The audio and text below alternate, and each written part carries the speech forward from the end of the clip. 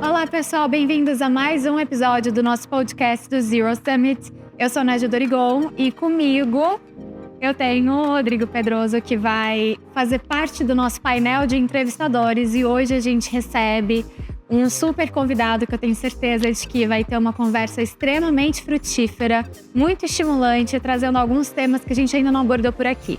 Hoje a gente recebe o Fábio Neto, que é sócio da Startse e lidera jornadas de transformação de negócios no Vale do Silício, China e Israel. Com mais de 20 anos de atuação como executivo de grandes companhias do varejo nas áreas de estratégica, inovação, transformações digitais e cultural nos negócios em que atuou. Ele é investidor e conselheiro de 5 empresas do ramo de alimentação, saúde, agro e fintech. É formado em administração e especializado em negociação e liderança pela Harvard University em Boston, nos Estados Unidos, e Business International MBA pela University of California. Muito bem-vindo, Fábio. Obrigada por ter aceitado o nosso convite. Obrigado, prazer é todo meu. Obrigado pelo convite, Rodrigo. Para mim é sempre uma satisfação me aproximar do Zero Summit e vamos poder trocar muita ideia aqui.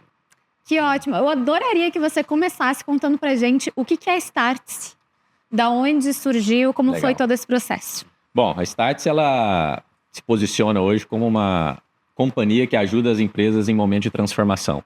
Acho que todas as empresas estão nesse momento de transformação, seja ela transformação estratégica, seja ela uma transformação digital, né? Muitos anos falando sobre isso, mas sobretudo uma transformação cultural para tentar entender esse novo consumidor, esses novos mercados, esses novos modelos de negócio. Então, por isso que, né, assim como você comentou, a gente escolheu ser uma empresa global, estarmos onde a inovação acontece. Então, estamos há praticamente 10 anos no Vale do Silício, somos a única operação não americana presente no Vale do Silício hoje.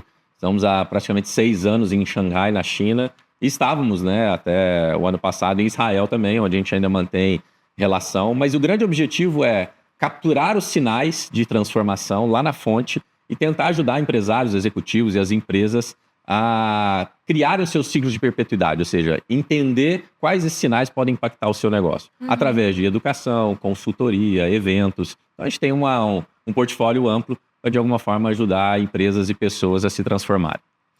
E você tocou no ponto de educação, de sustentabilidade, que é algo que é 100% conectado com o que a gente faz aqui. E dentro desses dois pilares, assim, quais são os principais valores e como vocês praticam isso dentro da área da educação e da sustentabilidade? Perfeito. A gente acredita, educação, eu costumo dizer que é muito difícil educar adultos, né? Adulto não quer ser educado. Já está pronto. Adulto acha que já está pronto. Então, a gente sempre começa todos os vieses que a gente faz, tudo que a gente quer trazer, pela provocação. O nosso slogan da Startse é provocar novos começos. Legal. A gente acredita que todo mundo tem que se dar a chance de ser provocado a começar de novo, porque o mundo nos impõe essa velocidade muito maior. Só que o adulto, né, a gente está falando aqui de empresários, executivos, pessoas, enfim, profissionais de todos os ramos, eles precisam primeiro passar por uma provocação, por um desconforto. E isso, quando a gente está falando de sustentabilidade, quando a gente está falando de qualquer tema que seja, se eu não sou provocado, eu não tenho uma disposição a querer mudar. E muitos de nós queremos a mudança. Mudança é algo que a gente está meio que até acostumado, né? O Brasil vive um país de extrema mudança. Tem hora que ele tá bom, tem hora que ele tá ruim. O tempo todo a gente vai vivendo. Né? É a única constante do Brasil é a mudança. Mas a disposição de mudar é diferente. Né? Voltar para o meu negócio e, de fato, mudar meu jeito de gerir, mudar meu jeito de pensar, mudar meu jeito de fazer o que eu sempre fiz. Esse é um grande desafio. Então, se você não provoca as pessoas a tentar pensar o novo, e talvez a partir desses sinais de transformação, e muitas vezes pelo medo de uma disrupção, pelo medo de um novo entrante, por um medo de uma tecnologia, eu sou provocado. A partir dessa provocação, e quando alguém levanta a mão e fala assim, não, eu entendi que tudo está mudando e pode ser que eu esteja ficando para trás. Eu quero aprender, eu quero ser educado. Então, a educação, ela geralmente vem depois de um momento de provocação. E só depois da educação que entra a transformação. Então, no fim do dia, todo mundo quer, de alguma forma, se transformar para se adaptar a esse novo mercado. Né? As empresas, quando estão buscando transformação, é isso que elas querem. Elas falam, não quero ficar para trás, não quero ficar obsoleta. Eu, como profissional, não quero ficar obsoleto no mundo onde as habilidades estão mudando. Mas se você for direto a tentar transformar alguém sem antes provocar e educar, a gente vai se frustrar. Então, a gente gosta muito dessa linha de pensamento. Né? Adultos se transformam a partir de uma provocação e aí sim entendem que precisam se reeducar. E esse papo da educação, eu costumo dizer que toda empresa será uma empresa de educação para dentro. Porque cada vez mais a gente contrata pessoas mal educadas no sentido de que não tiveram a oportunidade de se educar sobre vários temas. Quando a gente está falando de sustentabilidade, então nem se fala. Sim. É um tema super novo, né? Um tema onde nós nunca pensamos em estudar isso nas nossas escolas, no nosso dia a dia, nossos pais nunca nos ensinaram isso. Então é papel das companhias, é papel das empresas que aqui estão nos ouvindo, esse papel de educação. Sem dúvida nenhuma, é a nossa responsabilidade ser educar para dentro. E esse é um pouco do que a gente quer inspirar as empresas. Cada companhia precisa ser uma companhia de educação. Porque só assim a gente vai conseguir transformar essa realidade. Legal. Bom, você comentou um ponto que a Startse tem atuado, né, que é de pegar os empresários aqui, as companhias brasileiras ou as companhias multinacionais que têm operação aqui e levar para ir lá na fonte, né, beber dessa transformação, dessa tecnologia. E o Brasil, a gente tem um protagonismo muito grande quando se fala de sustentabilidade. A gente tem aí 66% da nossa área de floresta preservada, 85% da nossa matriz elétrica é renovável. A despeito da gente ter uma matriz 85% elétrica renovável, no ano passado 92% de toda a energia consumida no Brasil veio de fontes renováveis, porque a gente tem as hidrelétricas, são grandes, os reservatórios das hidrelétricas são os grandes bolsões de armazenamento de energia. Então, como que você vê, com esse intercâmbio que você tem, de levar o brasileiro que está aqui, o empresário que está aqui, para ir lá aprender, mas também de poder comunicar, o desafio de comunicar Brasil um pouco mais para o mundo, que eu acho que esse é o grande desafio do Brasil. A gente tem um código florestal, por exemplo, um código ambiental extremamente severo. A gente tem áreas no Brasil, por exemplo, que 80% das fazendas tem que ser preservado. E você só pode explorar aquela área em 20%. Só que muito que vamos dizer assim, entre aspas, o gringo vê do Brasil é o país da queimada, é o país da queimada ilegal, é o país do desmatamento. Então, assim, como que a gente poderia, com essa experiência internacional da Start, na sua visão, mostrar um Brasil, comunicar um Brasil sustentável, um Brasil que olha para a questão ambiental, como muitos outros não olham, e a gente poder fazer o Brasil se tornar protagonista nesse movimento? Acho que esse é o grande desafio, né, Rodrigo? Acho que em todos os sentidos, nós como brasileiros somos muito ruins em comunicar as nossas virtudes para fora. Talvez um pouco da gente se sentir um pouco inferior, da gente ser, talvez culturalmente, né, esse país colonizado que nunca olhou para fora. A gente foi sempre, aprendemos uma história eurocêntrica, né, onde nós víamos sempre depois de onde as coisas aconteciam. E eu acho que isso foi enraizando em todos nós. A gente tem uma dificuldade muito grande de exportar o nosso conhecimento. Você tocou num ponto, né, eu estava até compartilhando mais cedo. A gente recebeu recentemente um dos grandes gurus do agronegócio americano aqui no Brasil. A gente fez um grande evento de agro recentemente e ele nunca tinha vindo ao Brasil. Apesar de ser um grande estudioso do agro, sempre olhou para o Brasil e nunca viu tanto destaque, nunca viu, né? Ele olhava só as queimadas brasileiras, as notícias que chegavam por lá. E a gente rodou com ele o agro brasileiro, né? Fomos no Sul, Mato Grosso, Tocantins, tá? E ele, ao subir ao palco lá no nosso evento, falou assim, declarou estar completamente impressionado. Falou assim, como eu não conhecia o país com maior tecnologia e sustentabilidade do agro mundial. Isso é muito bom escutar isso dele, ao mesmo tempo muito ruim em saber que como isso não chegou até lá. Eu acho que é nossa responsabilidade fazer. A gente fez um compromisso, inclusive, nesse evento, que a gente quer transformar o Mato Grosso ali, né, a região centro-oeste, no Vale do Silício do agro mundial. Né? A gente fez um pouco desse compromisso, estamos lançando lá um grande evento, vai chamar, ainda não tem um nome, mas é meio que um Agro Summit mundial, para trazer, de fato, os gringos para entender o que a gente faz aqui. Porque a gente quer ir lá no evento de lá, né? A gente quer ir no evento da China, quer ir no evento dos Estados Unidos, quer ir no evento da Europa. A gente leva os grandes grupos do agro para conhecer o que está acontecendo nos eventos lá fora. Só que se tem uma voz nossa para o mundo hoje, é essa voz da sustentabilidade. Né? Se a gente viveu por décadas a era da industrialização, e a gente teve que admirar os países industrializados, né? Depois a gente viveu essa era da tecnologia dos dados, onde se falou que o dado agora era o novo petróleo, que o dado agora era a coisa mais importante. E a gente viu o destaque de Vale do Silício, China, Israel como as grandes potências tecnológicas. Se a gente vai viver e entrar na era agora da transição energética, na era agora onde o clima será cada vez mais prioritário, se tem um centro para o mundo observar, somos nós. Só que eu acho que cabe a cada um de nós essa responsabilidade de educar o mundo, né? Eu estava falando a nossa responsabilidade de educar as pessoas, quanto mais o mundo. E a gente fala de turismo brasileiro, a gente já sofre muito com isso, né? O brasileiro não quer conhecer o Brasil. E se a gente não começar a educar o brasileiro para valorizar aquilo que ele tem de bom, mais difícil será explorar. Então, de novo, eu acho que tudo passa por educação. Tudo passa por nós juntos, né? Zero Summit, Starts e tal. Fomentarmos essa voz para o mundo. Sabemos fazer as boas alianças. Eu acho que tem um ponto, principalmente falando de novo de agronegócio, né? Que é um pouco do que você tocou aqui e do exemplo. Eu escutei uma frase esses dias de um governador muito relevante que diz o seguinte: a gente deveria deixar de ser o celeiro do mundo para ser o supermercado do mundo, né? Nós nos tornamos refém das commodities e isso, né? A geração anterior do agro foi uma geração expansionista, né?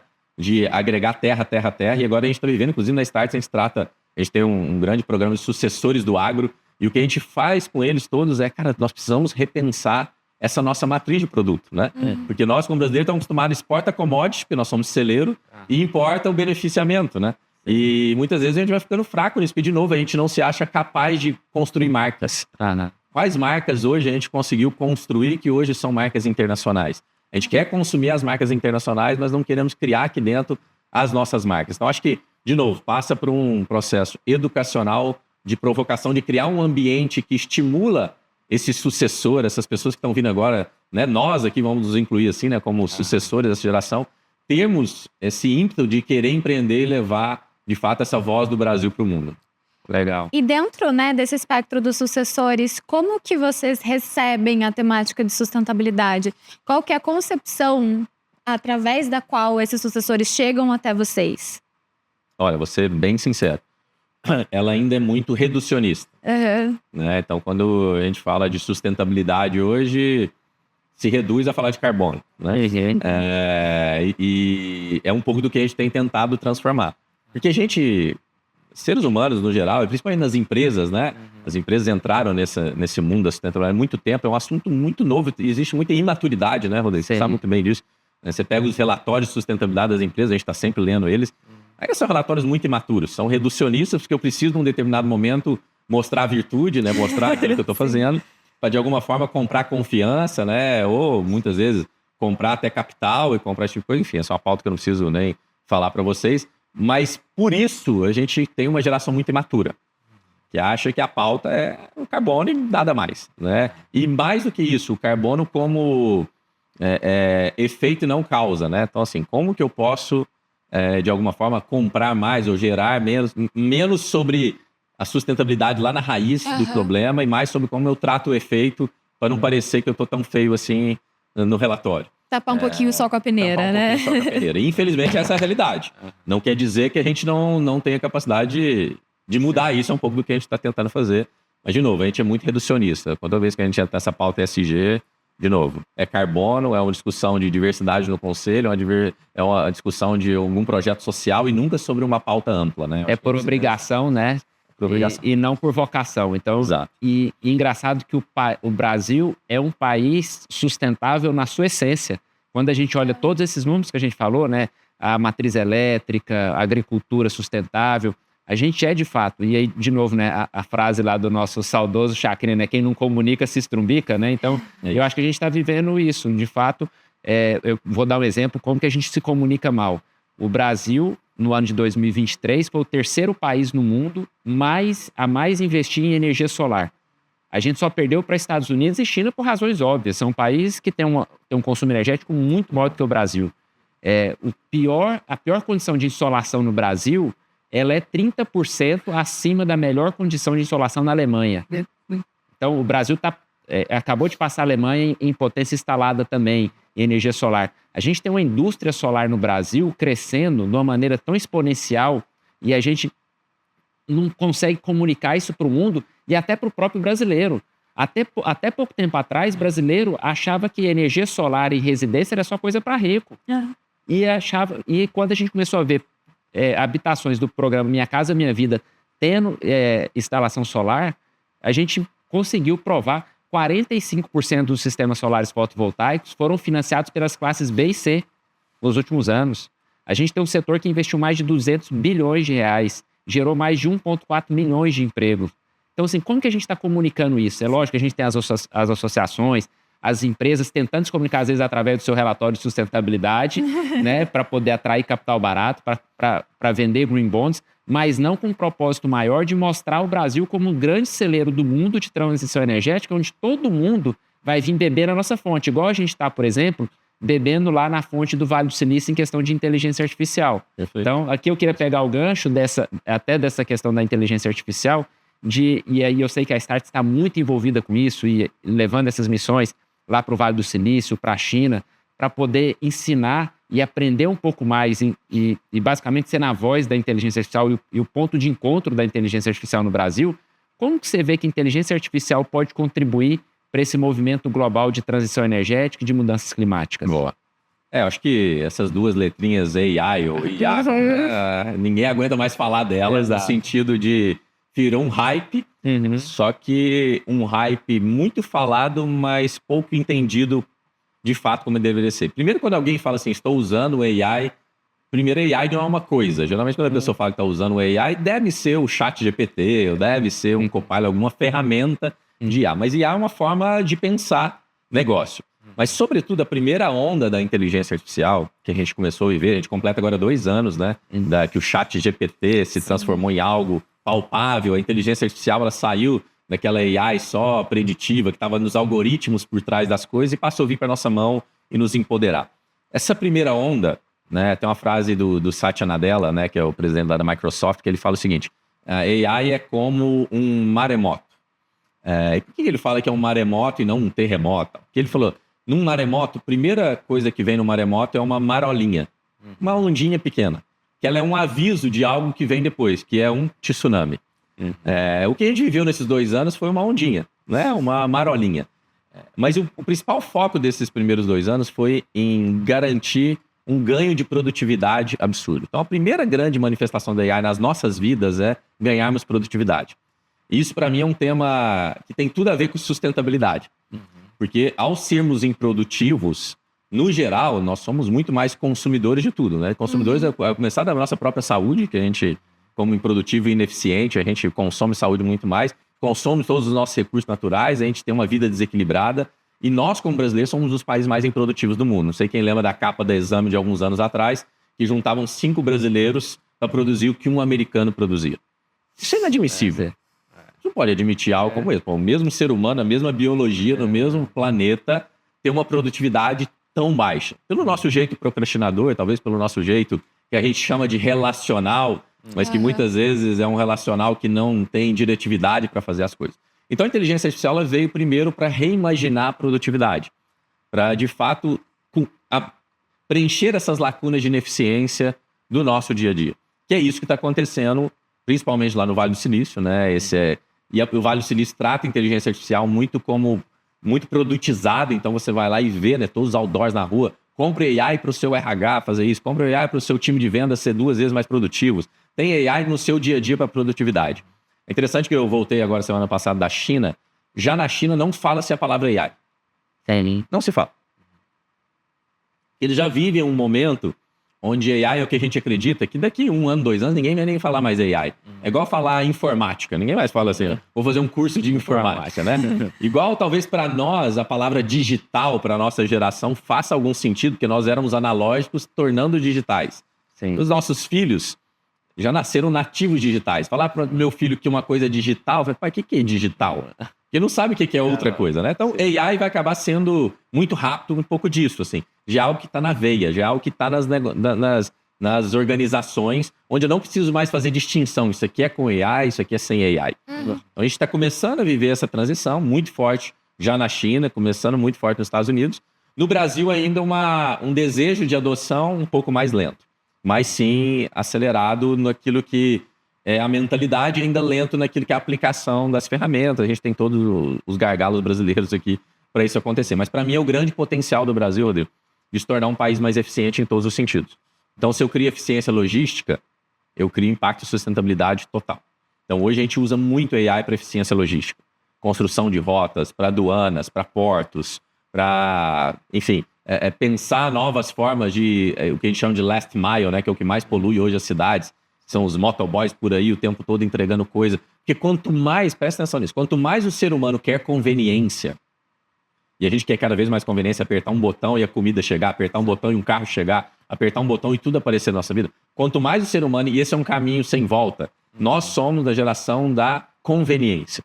Você queria mais pegar um carro, fazer compra do mês, não sei o quê. Por mais que você fale, não, mas isso é coisa só dos ricos, não é. conveniência, todo mundo paga mais um pouquinho por conveniência. Por isso que a gente fala que luxo é tempo. Por que as pessoas pagam Nova mais moeda. caro para morar perto do trabalho? Porque elas querem comprar tempo. Por que a pessoa tem um motorista? Por que a pessoa tem um helicóptero? Porque elas querem comprar tempo. Se conveniência é algo que não tem mais volta e cada vez está crescente, a palavra do jogo da conveniência é logística. Porque como que as coisas vão chegar ao tempo que a gente quer, na expectativa que a gente quer? Uma logística eficiente. Só que quanto mais logística, menos sustentabilidade. Aí entra inteligência artificial, para que sejamos mais inteligentes naquilo que a gente está pedindo como logística. Porque se eu quero conveniência, não necessariamente eu estou traindo sustentabilidade, mas é onde entra o contraponto disso. Então, hoje, as grandes inteligências artificiais, uma das principais destaques que a gente vive no nosso dia a dia, que é o Google Maps, o Waze, os algoritmos todos, eles vêm para facilitar, de alguma forma, a nossa vida, para que a gente seja mais inteligente no nosso dia a dia. Então, essa é a primeira onda da produtividade. E eu acho que a gente pode falar também daqui a pouquinho sobre qual o impacto desse crescimento em consumo energético, na sustentabilidade, por aí vai. Exato. Você sabe que, assim, o propósito do Zero Sum, quando a gente teve a ideia de criar ele lá atrás, era de poder mostrar para educar, né? Eu acho que muito do que a Startse faz é educar como que com inovação e tecnologia a gente consegue chegar num futuro zero carbono. E aí você trouxe um tema interessante, pegando essa situação específica de logística. Vocês sabiam que se a gente trocar 3% da frota circulante das grandes metrópoles, por exemplo, São Paulo, a gente consegue evitar 40% das emissões dentro das cidades. Ou seja, eu estou falando que se eu converter os ônibus, os caminhões e os carros de serviço, que seja o aplicativo, táxi, etc., para elétricos, eu vou evitar 40% das emissões. Ou seja, eu estou eu estou sendo mais sustentável. Eu tenho no Brasil uma matriz elétrica, como eu disse agora há pouco, 85% renovável, então eu estou abastecendo esses carros com energia renovável e eu estou resolvendo um problema de saúde pública, porque está cheio de gente morrendo nos hospitais, e aí é muito o que você falou, de criar eficiência, né? Então, assim, quanto mais eficiente a gente vai ser, quanto mais produtivo a gente vai também, do outro lado, ser mais sustentável. Então, eu acho, sem dúvida nenhuma, a gente tem um desafio muito grande, porque até quando a gente perguntar, assim, qual que é o desafio da Startse, e aí eu até queria fazer esse gancho aqui, porque o Lucas de Grassi, que é o outro cofundador do Zero Sum e um grande amigo, ele traz essa provocação aqui numa pergunta dessa, qual que é o desafio da Startse de como ser uma empresa mais sustentável, né? Então eu queria até a gente poder convidar ele aqui para poder, infelizmente ele não está aqui presencialmente, a gente vai chamar ele online, mas para ele poder fazer essa pergunta e a gente chegar falar um pouco como que como uma empresa de educação vocês podem também contribuir para um mundo mais sustentável. Mais um podcast do Zero Summit, então um grande salve para os meus parceiros do Zero, a Ana Ju Dorigon e o Rodrigo Pedroso, que estão hoje em São Paulo com o ilustre Fábio Neto da Startse. E a minha pergunta para o Fábio é a seguinte: qual a maior dificuldade da Startse em se tornar uma empresa mais sustentável? É o problema econômico, fiscal, regulatório? Quais são as principais barreiras que ele vê no curto prazo e como a gente consegue resolvê-las de forma mais rápida possível? Obrigado, Lucas, pela pergunta. Eu vou conectar um pouco com a fala que o Rodrigo estava me provocando sobre qual o nosso papel, né, como uma empresa educadora de executivos, empresários, acho que nessa pauta. Sem dúvida, a gente entendeu que essa era uma pauta prioritária para as empresas, para os países, né? Eu acho que a gente tenta ao máximo fazer o nosso dever de casa, tentando construir esse raciocínio em todos os nossos programas. Então, hoje, nos programas internacionais, nos eventos que a gente faz, em tudo que a gente construiu, essa pauta entrou com muito peso, né? Tanto que, recentemente, estava lá no Vale do Silício com um grande grupo de empresários e o dia inteiro a pauta foi clima, né? Fomos visitar um fundo, né, um VC que só tratava de climate change, vamos visitar algumas climate techs, né, que eles chamam lá, fomos entender isso, ou seja, então, de fato, isso entrou para que a gente, de alguma forma, contribua para essa conscientização. Nós lançamos, alguns anos atrás, início do ano passado, na verdade, um programa que chama XESG, né, só para falar sobre esse tema. Juntamos os principais professores do mundo, professor de sustentabilidade de Stanford, professor de sustentabilidade de Harvard, de Wharton, de Israel, da Europa. Trouxemos como a grande aula magna o fundador do Whole Foods, que veio trazer para a gente, né, como ele criou toda aquela lógica da sustentabilidade. Então, é uma pauta muito frequente para a gente tem vários debates, nesse sentido, né? Acho que até aqui um pouco da nossa proximidade com o Zero Summit, desde o nosso primeiro encontro, é de alguma forma contribuir, já que a gente impacta milhares e milhares de empresários executivos todos os meses nos nossos programas, a gente acredita que essa transformação virá pela educação. Acho que como tudo, né? Qualquer movimento social, econômico, seja o que for, ele sempre vai começar e, de certa forma, terminar, né? Na educação, uma metamorfose constante. E até acho que, aproveitando um pouquinho o gancho, né, disso que a gente está falando em relação à parte educacional, se você pudesse, vamos lá, um cenário hipotético, se você pudesse inserir uma matéria de sustentabilidade nas escolas, aí pode ser ensino médio, pode ser ensino fundamental, se você pudesse escolher uma matéria deste assunto para inserir nas escolas aqui no Brasil, pensando, né, no nosso contexto socioeconômico e sociocultural, qual que seria? Boa pergunta, né? Provocativa. Acho que é interessante isso, né? Eu tenho 2 filhas, uma de 10 e 11 anos, que estão lá na escola, e é impressionante a consciência de sustentabilidade delas, né? Se eu jogar um lixo numa lixeira de cor errada, eu sou o primeiro a ser puxado a orelha. Pai, como assim, né? O pai é o que não recicla o lixo, o pai é que não olha para as coisas. Então, a consciência dessa geração já vem bem diferente da nossa, que era, que isso, né? Para que isso, né? Para que esse assunto? Então, nós fomos meio que imputados a esse assunto, meio forçadamente, muito recentemente, até nós que estamos, vamos dizer assim, dentro de companhias ou trabalhamos aqui também numa nata de uma elite intelectual, porque se você descer para 2, 3 camadas de empresários de qualquer interior de qualquer país, essa pauta nem existe. Exato. Ou seja, o desafio educacional ainda é muito maior que esse, né? Mas voltando para a escola, né, que eu acho que é a sua provocação, eu acho que o que a escola muitas vezes nos fez é nos deixar, nos pregar a tirania das respostas. O que é isso? Você tem que ter resposta para tudo. E nós sempre fomos avaliados, né, na nossa escola pela qualidade das nossas respostas, não é? Sim.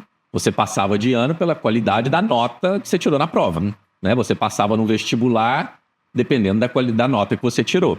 Então, nós sempre fomos avaliados em todos os ambientes, desde lá da escola infantil até o mundo empresarial, que se você entra hoje numa sala de reunião, num comitê, e não dá resposta sobre uma pergunta de alguém, como que você se sente? Constrangido, não é? E hoje a gente vive num mundo onde a resposta é abundante. Onde as crianças, ou de qualquer escola, pode encontrar a resposta em qualquer lugar. Não existe mais o guardião da resposta, que era o professor.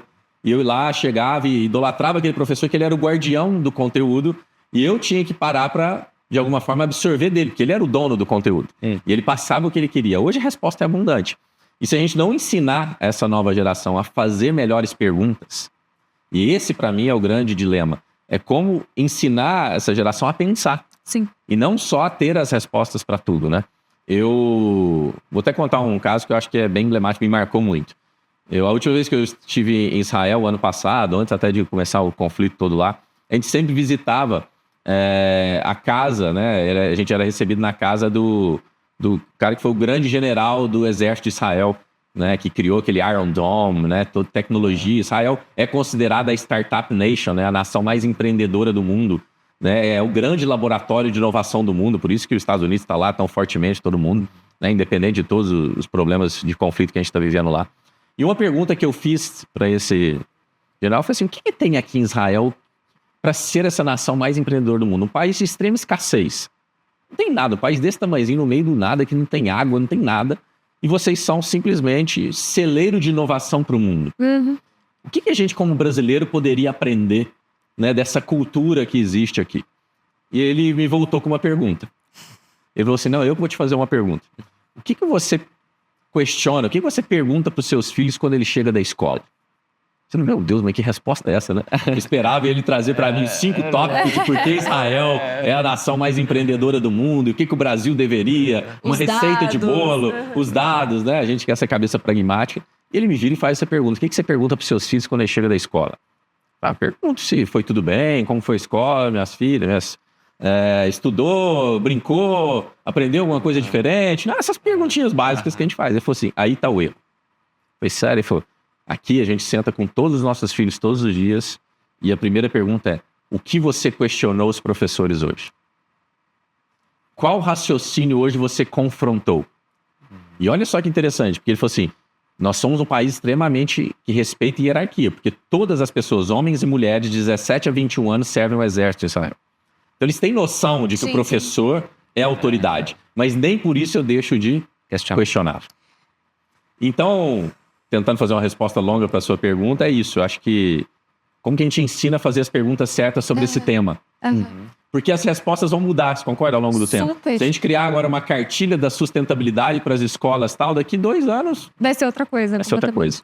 Tem que ensinar essa turma a pensar sobre sustentabilidade a partir de questionar para onde estamos indo. Porque agora com inteligência artificial, os desafios são novos sobre sustentabilidade. Que a gente não tinha 2 anos atrás, nem existia essa pauta. Eram 2 letrinhas que nem estavam no nosso dia a dia. Eu acho que esse é o grande desafio, né? A novidade, e isso é tão novo que... E o sistema de ensino brasileiro, ele é tão antigo que ele não se atentou para incluir isso dentro do sistema, né? Você deu o exemplo das suas filhas, eu vou dar uma de pai coruja aqui, e eu tenho uma filha de 17 também, e a gente tem, inclusive, o Zero Sum, e uma das iniciativas, e aí eles... Acredito que eu, inspirada dentro de casa, ela criou, e ela começa a aplicar para a universidade agora esse ano, ela criou lá e precisava criar atividades extracurriculares, e uma das coisas que ela se sentiu incentivada a criar foi uma NPO, uma ONG chamada Green Pathway, que é justamente para levar currículo de sustentabilidade para as escolas. E principalmente para aquelas escolas, não escolas particulares, mas todos os tipos de escolas. E a gente teve já no ano passado, e esse ano também de novo, uma parceria do Zero Summit com a Green Pathway, que é essa organização que ela criou, levando para a Semana da Sustentabilidade das escolas municipais que estão aqui em São Paulo, para levar conteúdo de sustentabilidade. E a gente viu o auditório, e aconteceu no céu, as 2 semanas da sustentabilidade que o Zero Summit participou junto com a Green Pathway. O auditório lotado, as crianças ali interessadas. A gente levou o carro elétrico para mostrar o futuro da eletrificação, e todo mundo interessado, e você vê que aquilo era coisa completamente nova para eles. Sim.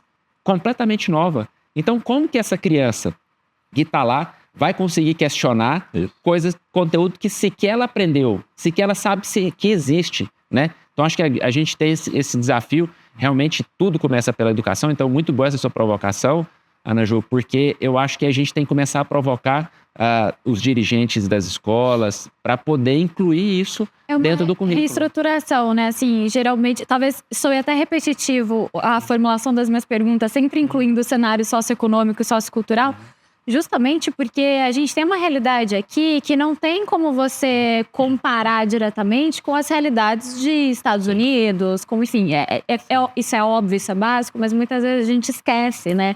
Que é isso, tem crianças tentando sobreviver, que não sabem o que elas vão comer de noite, né? Então, como que a gente pode inserir essa temática que ela é inevitável, já é uma realidade, de uma maneira que seja compreensível, que também não seja eco-chato, que de alguma forma gere frutos para que ela possa se desenvolver de outras maneiras, né? Encontrar ali outras vertentes, outras possibilidades de trabalho, mas sem esquecer o contexto que boa parte do nosso país está inserido, que é não ter o que comer. Exato. Né? Então, eu acho que é isso, assim, tudo começa e termina na educação. E é muito precioso saber que a gente ainda encontra, né, empresários, pessoas com um aporte financeiro gigantesco e que podem transformar muita coisa a fim, né, de aprender, de crescer, de transformar. Se você puder, eu não sei se é permitido isso, mas compartilhar, assim, uma história de algum cliente de vocês, ou enfim, que te marcou muito, assim, que você viu uma mudança muito clara e muito evidente. Tem várias, assim. Vou falar de companhias que vêm se transformando a partir dessa provocação, né? Só para não perder o ponto que você trouxe aqui, eu acho que quando a gente fala, né, empresarialmente, falando de sustentabilidade, dentro dos contextos que a gente vive, né, muitas vezes sustentabilidade é ter segurança alimentar, né? Sustentabilidade é ter o que comer no fim do dia. A gente estava, e aí vou aproveitar e responder essas 2 coisas para você. A gente estava com o maior grupo de alimentos do mundo, um grande cliente nosso, os maiores produtores, enfim, de alimentos do mundo, e ele estava falando uma coisa, porque a gente estuda muito sobre longevidade, né? Até o Rodrigo estava comentando que viu esses dias um vídeo meu falando lá de 3 tendências que eu trouxe lá do Vale, né? Era clima, energia e saúde, né? Tanto a China quanto os Estados Unidos estão comprometidos com longevidade e nos fazer viver mais. As Big Techs todas estão comprometidas com longevidade. O que isso causa? As pessoas vivendo mais, aquele papo da superpopulação, etc, etc. O que nós vamos comer, como será a segurança alimentar disso tudo. E como pensar a sustentabilidade num mundo cada vez mais consumidor ou necessário disso tudo. E o que esse grupo, né, estava pensando, será que as pessoas vão continuar comendo ou se alimentando do meu produto como ele é?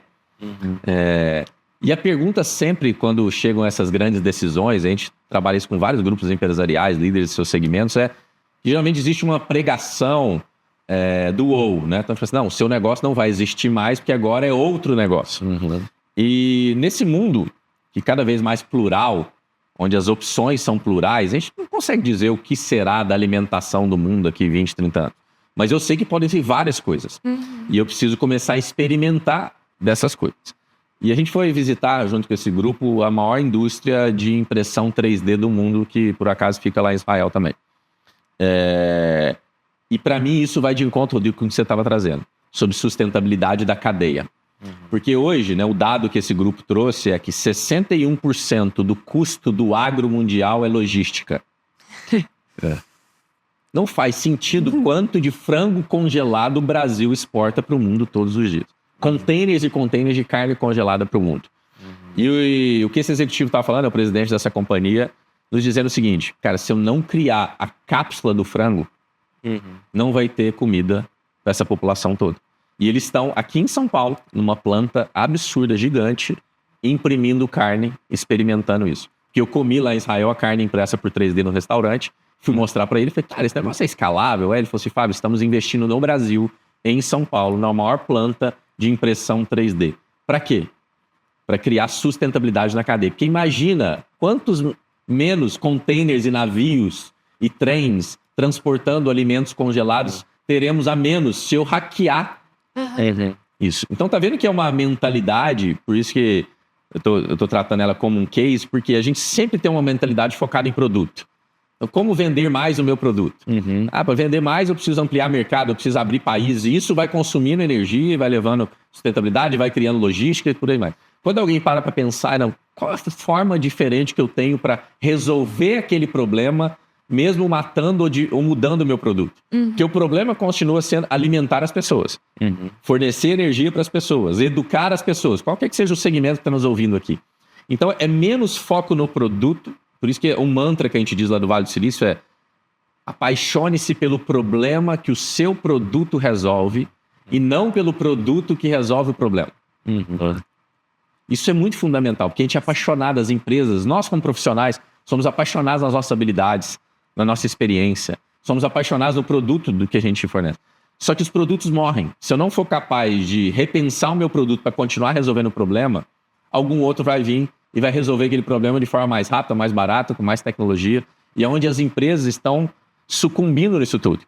Então a gente tem vários e vários cases, né, sem abrir nomes aqui, mas de empresas que têm conseguido hackear essa curva e criar um novo ciclo de perpetuidade, que é o que a gente chama, a partir de matar o seu produto, mas para mesmo assim continuar resolvendo o problema do cliente. E isso tem a ver totalmente com repensar a cadeia total, seja ela de alimentos, seja ela de saúde, seja ela de varejo.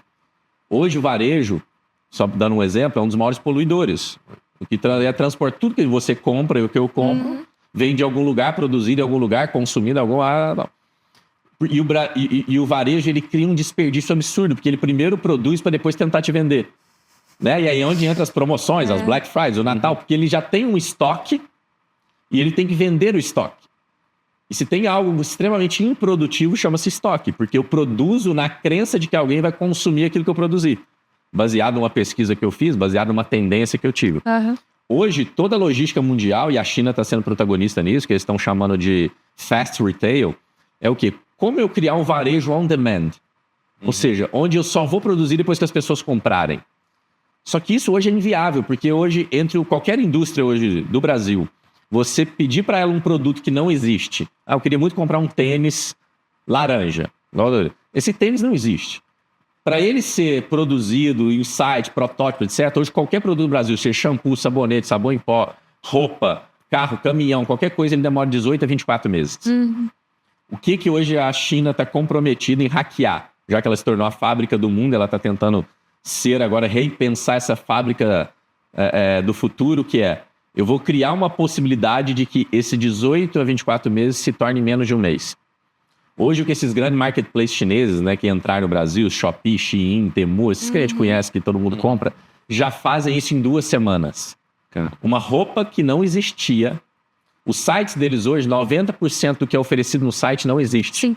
É um produto que quando você clicar, aí ele vai ser produzido para te entregar. Isso cria uma eficiência absurda. Isso cria, no fim do dia, impacto sustentável. Então, esse repensar modelo de negócio é a pauta do momento, porque às vezes a gente é muito reducionista e pragmático e que é assim, como que eu faço para reduzir o consumo de energia, o consumo do carbono aqui? Não, isso passa por reinventar modelos de negócio. Sim. De parar de pensar o alimento como exportação e pensar o alimento como uma matriz diferente. Sim. Você sabe que eu tenho uma marca de roupas, né? Que sou eu quem faço o design e tudo mais, cuido da parte administrativa e tudo mais. A gente nasceu verde, a gente tem uma área verde de compensação de carbono, assim. E desde o início, quando a gente estava estudando, né, a estruturação, como é que a gente vai começar, onde a gente vai produzir, né, que na parte, especialmente em marcas menores como a minha, faz-se muito uso de private labels, que são fábricas, né, que já existem, já produzem para diversas marcas e você envia ali os seus modelos, os seus designs e faz todo o desenvolvimento. E era, para não falar unânime, mas assim, 95% do que a gente via era um nível de desperdício em todos os segmentos. Então, desde o tecido que estava sobrando, o tipo de corte como a máquina fazia, a escala de produção e também a jornada de trabalho das pessoas envolvidas, absolutamente tudo podia ser otimizado e podia ser feito de uma maneira muito mais sustentável. E aí você via ali, né, lojas e mais marcas com estoques monumentais, tendo que gastar dinheiro com marketing daquilo, com transporte daquilo, com queima de estoque, com, enfim, tudo aquilo que a gente já sabe. E um dos nossos preceitos é justamente dar os passos para trás e falar, peraí, antes da gente começar, antes da gente apertar o botãozinho, como que a gente pode reestruturar essa máquina? Porque se a gente parar para pensar, né, é extremamente burro. Tem muita coisa que é burra mesmo, assim. E que Ineficiente. é ineficiente, que já poderia, a gente já tá numa altura do campeonato, que já poderia estar funcionando de uma outra forma e através de um outro ritmo. E por alguns motivos a gente escolhe essa manutenção de erro, né? Então, aonde são, né? Onde estão os lugares em que a gente pode parar, sentar e mudar? Eu acho que vem muito desse ponto de questionamento. Quais são as perguntas que eu devo fazer para poder desenvolver uma nova realidade ou para poder desenvolver soluções que são tangíveis, né, de acordo com isso. E olha só, você trouxe um ponto, obrigado por compartilhar, que legal, depois eu quero conhecer a sua marca. Mas a gente não vem de uma cabeça empresarial, porque o custo da mudança sempre foi muito alto. Então, assim, qual o preço eu vou pagar se essa mudança não der certo? Então, é melhor ficar como está, né? Sim. Só que hoje o preço de ficar como está ficou maior que o da mudança. Porque a vulnerabilidade de permanecer como você está passou a ser tão crítica quanto a mudança. Que é interessante isso, porque antigamente a gente tinha a crise do fracasso. Se eu tentar e fracassar. Hoje eu tenho a crise do sucesso, porque se eu ficar bem sucedido por um tempo longo demais, pode ser que eu morra. Porque o mundo não para de girar. Se eu estou aqui parado no meu jeito de fazer, pode ser que eu me torne obsoleto muito rápido. Então, esse custo de oportunidade da mudança está reduzindo. Então, cara, tem que mudar. Temos que tentar provocar. Só que a gente tem uma cabeça de mudança que a gente nasceu sempre com a cabeça de projeto, quando a gente vai pensar em negócios, né? Então, você fala tudo que tem retorno, qual a equipe alocada, qual o orçamento, né? Qual o payback disso, como vai ser, né? Você investir numa usina lá, você tem que ter isso tudo, né, pô? Exato. Qual o projeto para que eu fazer naquela cidade construir uma usina nova, construir um projeto novo? O que a gente tem que começar a desenvolver é uma mentalidade de experimentação. Eu não preciso mudar tudo da noite para o dia.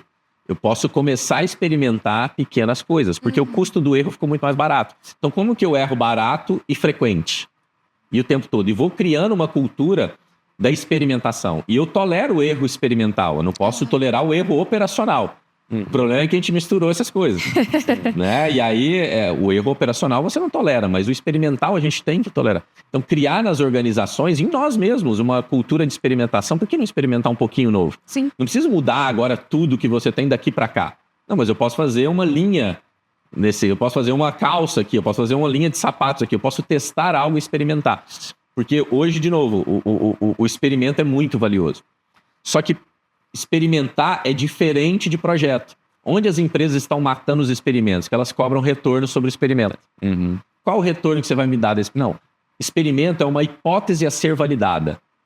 E uma hipótese a ser validada, o resultado é ser validado ou não. Ou pivotá-la no meio do caminho. Mas muitas vezes a gente inclui onde as empresas estão errando muito nesse papo que a gente fala tanto da ambidestria, né? De fazer muito bem feito o que eu sempre fiz, mas desbravar novas coisas. Porque ao desbravar novas coisas, eu coloco a mesma cobrança que eu tenho sobre o meu negócio usual. E aí a gente mata os nossos experimentos. E aí a gente vai criando os falsos negativos. Aí daqui 2, 3 anos, alguém faz aquilo que estava na sua mão para fazer. Você fala assim, não fiz. Exato. Porque eu tive medo de fazer aquilo, porque eu não experimentei da forma certa. Então hoje, as companhias que estão rompendo, e tem várias, né, mundialmente, que estão conseguindo vencer e criar esse ciclo de perpetuidade, é porque resolveram experimentar o novo. E não precisa comprometer a companhia inteira naquilo. Não, experimenta. Exato. Acho que essa disposição, né? Eu tenho um grande amigo que ele tem uma frase muito legal, que ele diz o seguinte, e a gente como cristãos, né? Ele fala o seguinte, o planeta, o compromisso de Deus não é com o planeta, é com a humanidade.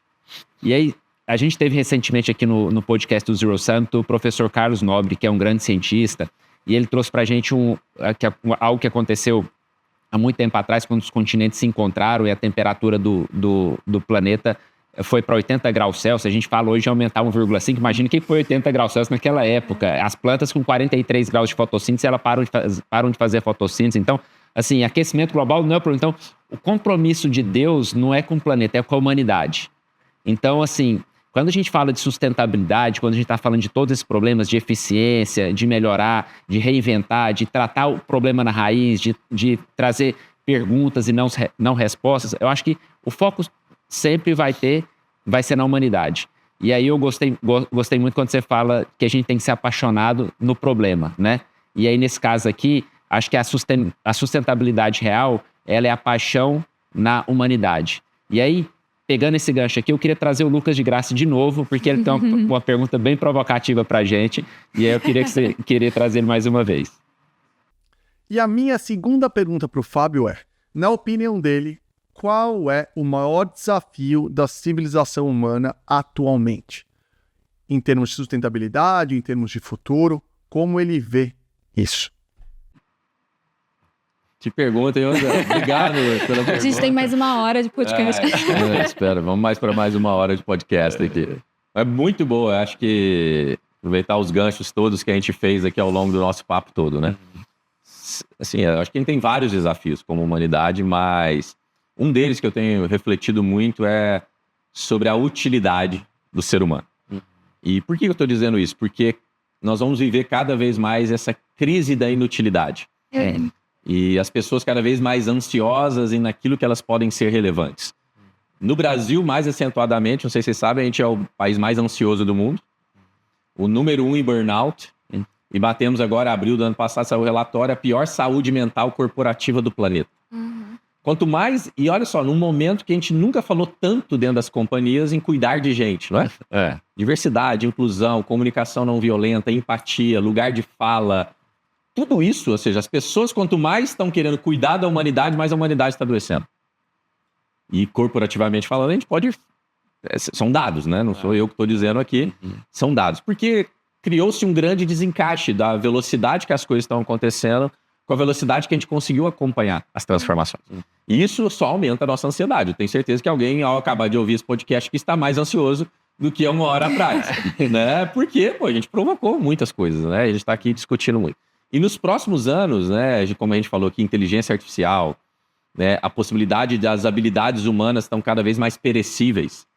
Então, essa necessidade do aprendizado, né? A gente veio de uma geração onde você estudava 20 anos, trabalhava 40 e tentava ali, com aquele dinheirinho seu, aposentar mais 20 e morria. Com todo esse hackeamento genético e da população, todos nós vamos passar dos 120. Os que estão vivos hoje dos 120, os que virão por aí dos 150. Nós estamos dizendo que aquele sonho da humanidade, que os seus 70 anos, viver ali os seus últimos 10 anos, pezinho na praia, tomando água de coco, usufruindo daquilo que acumulou, talvez. E olha que a maioria nem acumulou, mas talvez vivendo uma previdência que sabe Deus onde vai virar essa previdência do futuro. Quando eu te dou a notícia aos seus 70 anos, você vai viver mais 60. Como nós seremos economicamente ativos?